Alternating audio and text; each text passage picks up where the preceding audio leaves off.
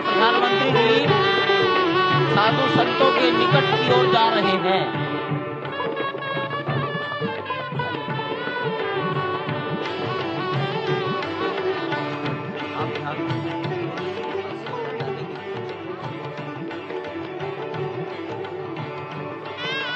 माननीय प्रधानमंत्री जी बहुत निकट पहुंच गए हैं संत महापुरुषों के।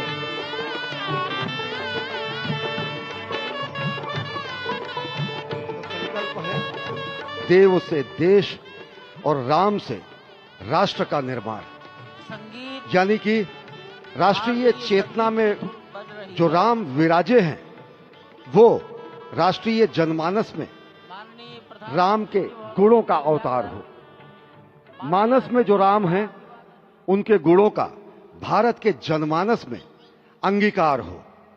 निश्चित तौर से राष्ट्र निर्माण के 1000 वर्षों का जो स्वप्न प्रधानमंत्री नरेंद्र मोदी ने दिखाया है वह निश्चित तौर से पूरी दुनिया के सामने भारत भारतीयता को नए रूप में व्याख्यायित करता है, सनातन संस्कृति को नए स्वरूप में व्याख्यायित करता है। हमारी ही संस्कृति कहती है संगच्छध्वम संवदध्वम संवो मनांसि जानताम।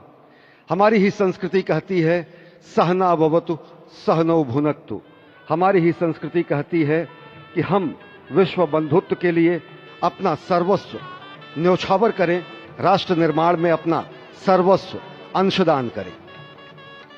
प्रधानमंत्री मोदी के उद्बोधन में राष्ट्रीय समरसता का संदेश पूरे विश्व में व्यापक होता हुआ भगवान श्री राम की धरा से बहुत ही आनंद का विश्व की समरसता, विश्व की कल्याण और शांति की स्थापना का संदेश एक बार फिर से गुंजायमान होता हुआ कुछ तो है, कुछ तो खास है इस राष्ट्र में जो परब्रह्म परमात्मा को अपनी गोद में आकर्षित कर लेता है। कुछ तो खास है इस अयोध्या धाम में जो निर्गुण निराकार परब्रह्म को सगुण साकार बना देता है। कुछ तो खास है इस राष्ट्र की धूल में, इस राष्ट्र के अन्न में जो मां कौशल्या के गर्भ में उस राम को उत्पन्न कर देता है पुत्र के रूप में, और उनकी गोद में पुत्र के रूप में परब्रह्म को खेलने पर विवश कर देता है। कुछ तो खास है इस राष्ट्र में जो भक्तों की भावना के अनुरूप अनंत अनंत रूप में भगवान अपने भक्तों को दर्शन देते हैं।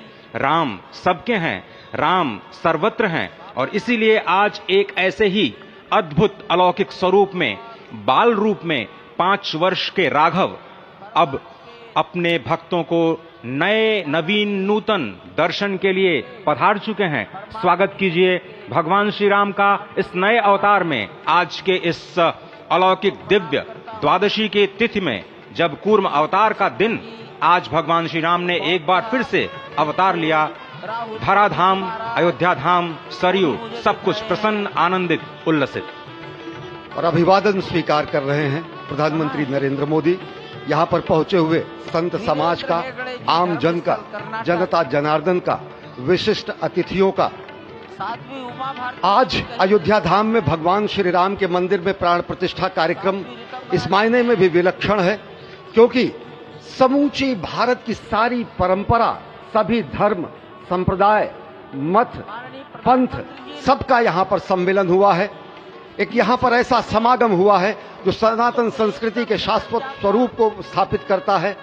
यहाँ पर शैव, वैष्णव, शाक्त, पत्य, गणपत्य, सिख, बौद्ध, जैन, दशानंद, शंकर, रामानुजाचार्य संप्रदाय, निम्बारका संप्रदाय, विष्णुनामी संप्रदाय, राम सनेही संप्रदाय, पंथों में घीसा पंथ, गरीबदासी, गौड़िया, कबीर पंथी, वाल्मीकि पंथी, धार्मिक संगठनों में अनेकानेक विश्व कल्याण में लगे हुए, भारत निर्माण में लगे हुए संगठनों के प्रतिनिधि, महिमा समाज, अकाली, निरंकारी, राम नामधारी, राधा स्वामी, वरकरी, वीरशैव, हर कोई भारत की समस्त मत पंथराय की जो अलग अलग धाराएं हैं वो आज उनका यहाँ पर समागम हुआ है, आज उनका यहाँ पर संगम हुआ है। और पूरी दुनिया चकित रूप में देख रही है कि किस तरीके से वैविध्य में एकता का प्रमाण, विविधता में एकता का प्रमाण, बहुरंगी सतरंगी विविध रंगी संस्कृति का आज यहाँ पर सम्मेलन हुआ है। और पूरी दुनिया उल्लासित है। संभवतः इसीलिए कहा गया है कि मैं एक बिंदु परिपूर्ण सिंधु, यह मेरा हिंदू समाज, मेरा इसका संबंध अमर, मैं व्यक्ति और यह है समाज।